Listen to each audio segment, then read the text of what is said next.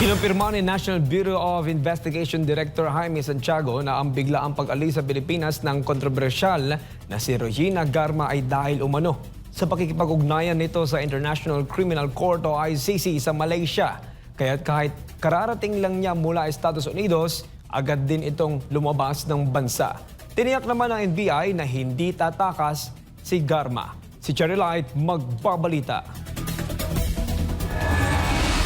Agents na pumunta agad sa... Inihayag ni NBI Director Jaime Santiago na personal nilang sinalubong si retired Police Colonel Regina Garma nang dumating ito sa NAIA noong Setyembre 6, Sabado ng alas 6 ng gabi matapos mabigo ang kanyang asylum bid sa Amerika. Subalit kinabukasan, Setyembre 7 iniulat ng NBI na bumiyahe si Garma patungong Kuala Lumpur, Malaysia bilang turista sa kanyang flight mula NAIA Terminal 3 bandang alas 10:43 ng gabi.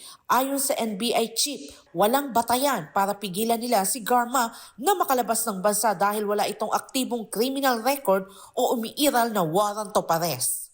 Ngayon kami, chinek ko agad. Warrant sa Congress, warrant sa Senate.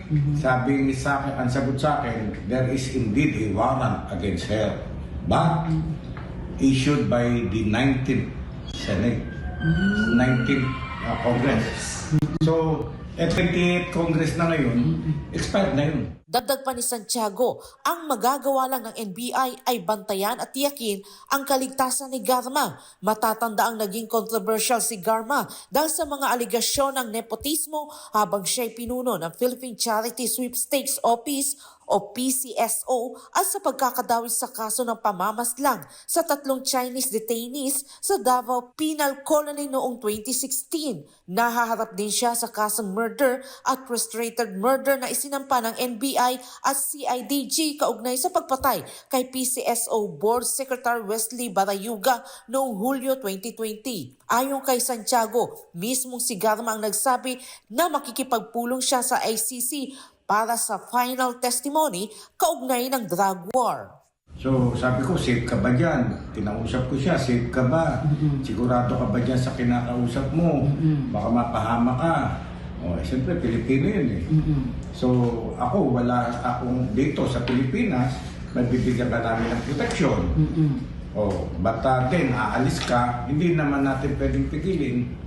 Batay sa Bureau of Immigration, saklaw pa rin si Garma ng Immigration Lookout Bulletin Order na inilabas noong Nobyembre 2024. Gayunpaman dahil walang hold departure order o warrant laban sa kanya, pinayagan siyang makalabas ng bansa. Aminado si Santiago na takot nang manatili sa Pilipinas si Garma, ngunit tumangging itong magdetalye sa mga personal na dahilan. Takot siya dito. Takot siya na nandito sa Pilipinas. May mga threat po ba siyang na-receive? Well, siyempre, alam mo, nasa puso niya yun eh. Nasa isip niya, nasa puso, na takot siya sa Pilipinas. Para sa Diyos at sa Pilipinas kung mahal, Cherry Light, SMNA News.